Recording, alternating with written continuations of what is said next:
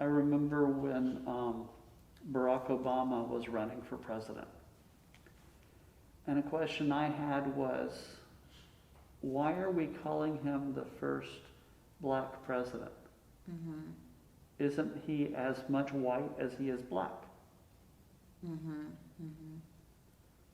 Mhm. We should have called him a mixed race president, Mhm. but we don't. No. And I have to wonder a lot of times, would he have had the opportunity to become president if his mother had not been white, Anglo-Saxon American? I've asked myself that question too. Because that afforded him a different cultural perspective, Mhm. a different level of support, a different kind of support, Mhm. a different kind of acceptance in Yeah. educational system, Mhm. a different cultural perspective that would make him more like Mhm. the white community than the black community culturally. Mhm. I'm white, but I'm not.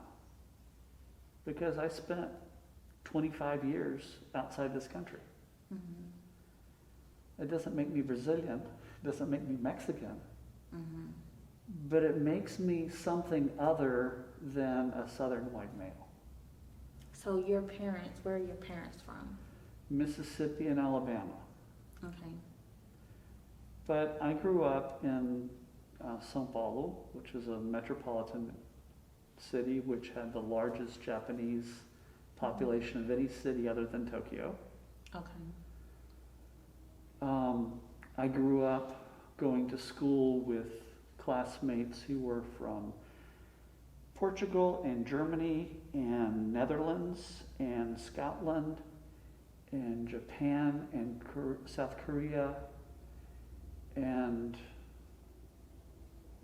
I don't remember where else. I had an Armenian classmate, Brazilians with Russian background, with Italian background, with Wow. French background, with Brazilian slave background, with folks from Canada, from the US, from all over. Mhm. And so the culture that I grew up in was a whole mishmash of all sorts of cultures. Yeah. So the culture that I was given was not really American, because even though my parents were American, they were living in Brazil. Yeah. And we had influences from Brazilian culture and from all this other stuff. Yeah. So you speak Portuguese too? Oh yeah. Awesome. Yeah. That's cool. Um, So I think the same thing happens here, like what you're saying within the black and white communities.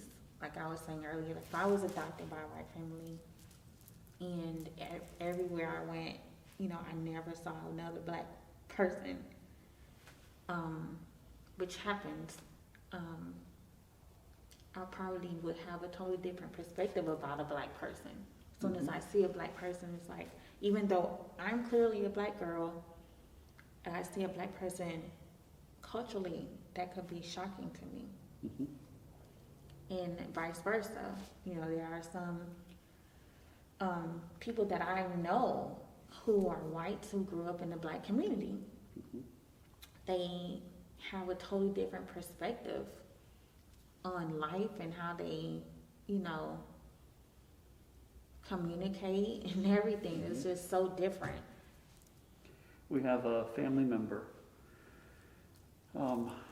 remote, but mother was Mexican, father was American, and for a while she grew up living with neither parent, but in the home of black Americans. Mm-hmm. And she's marrying an African American. Mm-hmm. So she's Latina and she's white and she's black and she's none of the above. Yeah.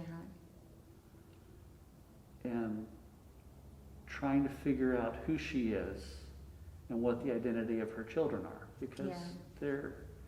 they have all these different influences. Yeah. But we don't generally know how to process that Yeah. type of identity. Like, I wonder how, because people are having more conversations like this now as a result of what we're seeing on the news, and how it's being discussed, and people are even marching in other countries because of what's happening here in the United States. I wonder if there's more time spent together, how would that change our perspectives of each other? Mhm. You know what I mean? Like, I think that has a lot to do with, like, based on what you just said and based on what I know from my experiences, I'm guessing that would change, a good deal of people's perspective about the other cultures.